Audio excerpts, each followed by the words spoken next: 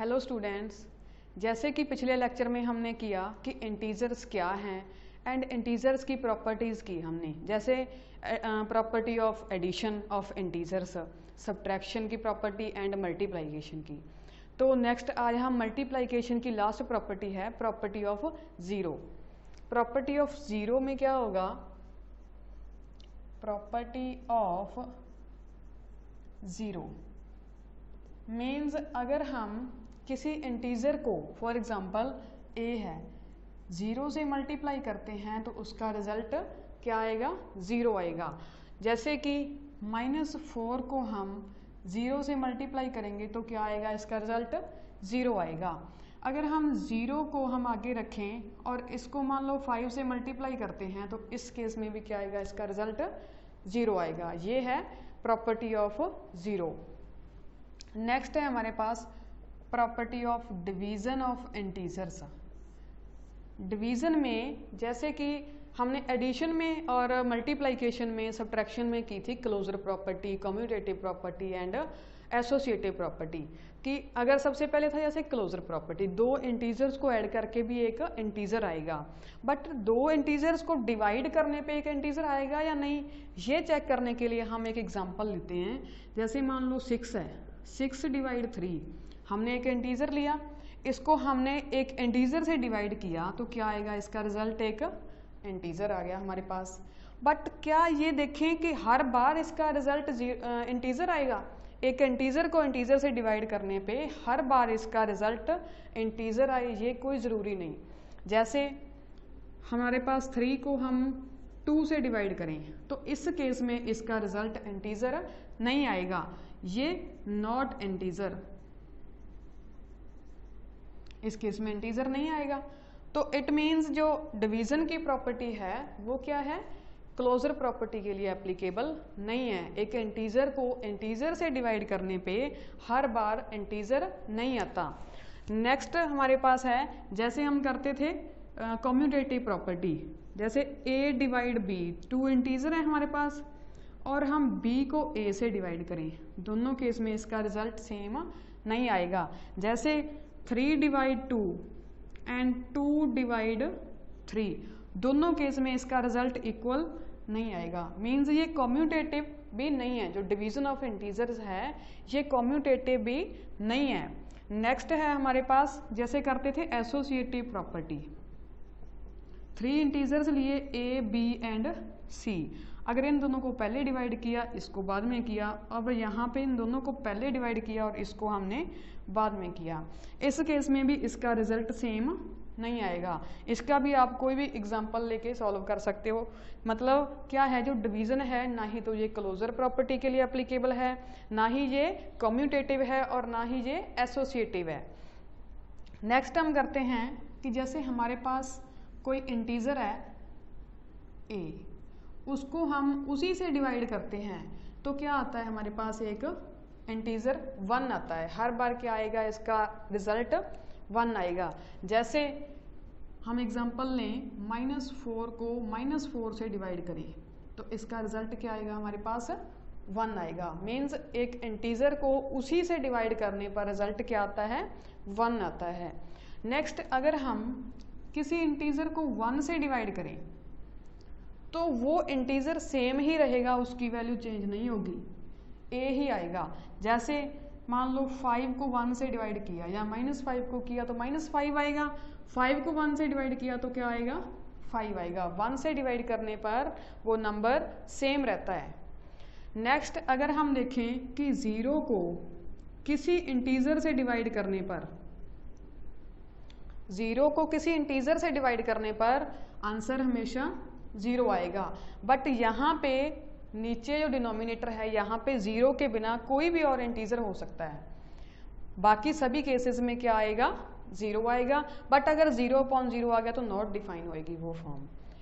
और कोई एग्जांपल नहीं, मान लो 0/15, ये भी क्या आएगा?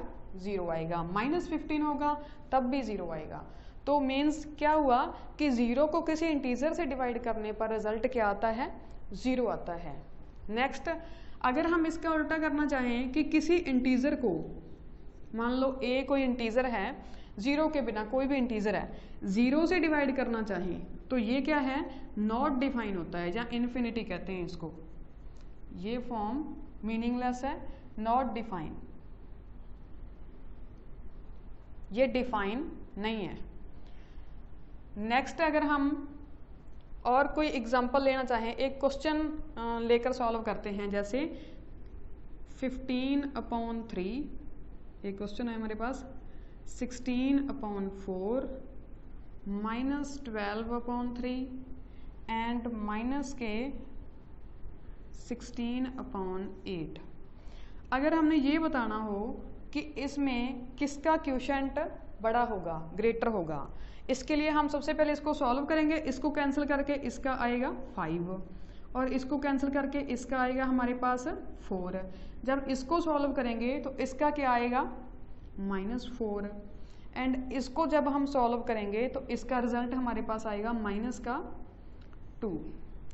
तो अब इनमें से हमने ये देखना है कि कौन सा इंटीजर है जो ग्रेटर है, किसकी वैल्यू ग्रेटर है। अब देखो इसमें सबसे पहले देखेंगे कि पॉजिटिव नंबर, अगर नेगेटिव नंबर हैं तो उनमें से पॉजिटिव नंबर बड़े होंगे। पॉजिटिव में से बड़ा कौन सा है, 5।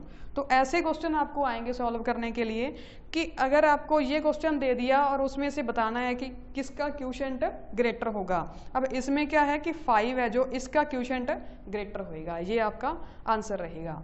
नेक्स्ट अगर हम ये देखें कि जैसे यहाँ पे हमने किया कि अगर किसी नेगेटिव नंबर को पॉजिटिव नंबर से डिवाइड करते हैं तो उसका रिजल्ट क्या आता है, एक नेगेटिव नंबर आता है। मीन्स जब हम 2 नंबर्स को डिवाइड करते हैं, जैसे -15 को -15 से डिवाइड करें, मीन्स सेम ही नंबर है उसको हम सेम नंबर से डिवाइड करें और दोनों क्या हैं, नेगेटिव हैं, इसमें क्या आएगा, माइनस से माइनस कैंसिल होकर आंसर क्या रहेगा, 1।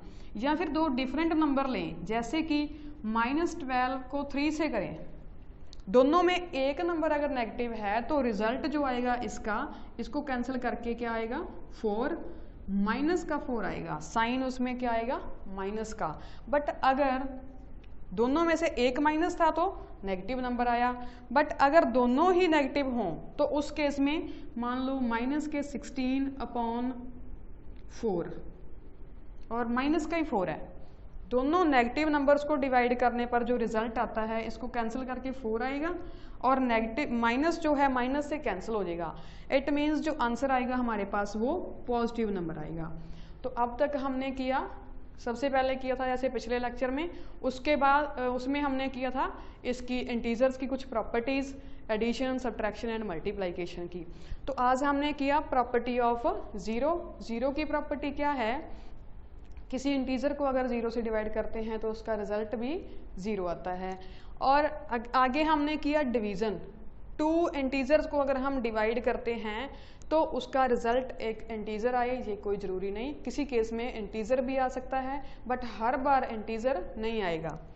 नेक्स्ट ये क्या है, क्लोजर प्रॉपर्टी भी एप्लीकेबल नहीं है, मीन्स कम्यूटेटिव भी डिवीज़न में एप्लीकेबल नहीं है। एसोसिएटिव डिवीज़न जो है एसोसिएटिव भी नहीं है इंटीजर्स की। उसके बाद हमने किया कि इंटीजर को इंटीजर से डिवाइड करने पे क्या आता है, 1 आता है, मतलब सेम ही नंबर को इंटीजर को उसी से डिवाइड करने पर 1 आता है। अगर हम किसी इंटीजर को 1 से डिवाइड करें तो उसमें कोई चेंज नहीं आता, वो उसका जो वैल्यू है वो सेम ही रहती है। अगर हम 0 को किसी इंटीजर से डिवाइड करेंगे तो इस केस में उसका रिजल्ट क्या आता है, 0 आता है। और अगर हम किसी इंटीजर को 0 से डिवाइड करना चाहें तो वो नॉट डिफाइन होता है, इसको हम डिफाइन नहीं कर सकते।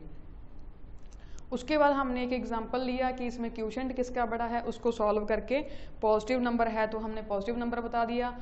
तो अगर नेगेटिव नंबर में से बताना होता तो जो नेगेटिव नंबर मतलब छोटा है जिसकी वैल्यू, जैसे इनमें से अगर हमने बताना हो भी कौन सा नंबर बड़ा है तो इसमें से -2 ग्रेटर होगा -4 से।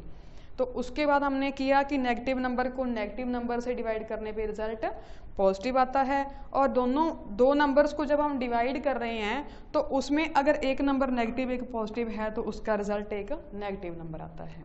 तो आज यहाँ तक हमारा ये फर्स्ट चैप्टर है ये कंप्लीट हो गया। तो इसके लिए आपको जो एक्सरसाइज मिलेगी वो सॉल्व करनी होगी। Okay, thank you.